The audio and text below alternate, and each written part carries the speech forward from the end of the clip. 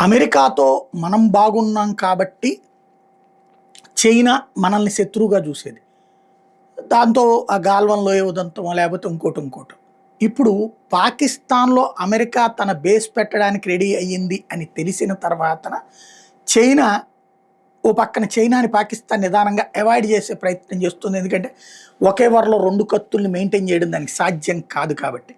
దాంతో చైనా ఇప్పుడు భారత్‌తో దోస్తీకి ప్రయత్నిస్తుంది. అందులో భాగంగా జిన్‌పింగ్‌కి అత్యంత సన్నిహితుడైనటువంటి వ్యక్తి భారతదేశానికి రాబోతున్నాడు. చైనీస్ వైస్ ఫై ఫ ఇది ఎఫ్ఎం వచ్చేటప్పటికి ఫారెన్ మినిస్టర్ వచ్చేసేటప్పటికి భారత్‌కి రాబోతున్నాడు.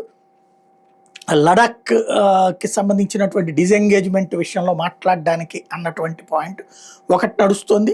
సన్ బిడాంగ్ ఎవరైతే ఈ అత్యంత సన్నిహితుడిగా చైనీస్ ప్రీమియర్కి సన్నిహితుడైనటువంటి పేరున్నటువంటి ఈయన 2 హై లెవెల్ మీటింగ్ జరగబోతున్నారు. ఇందులో ఒకటి అజిత్ దోవల్తో కూడా, అంటే తాజా యుద్ధ వ్యూహాలకు సంబంధించి తాజా నిఘా వ్యవహారాలకు సంబంధించినటువంటి ఇష్యూస్ కూడా ఏదో చర్చ జరిగే అవకాశం ఉంది.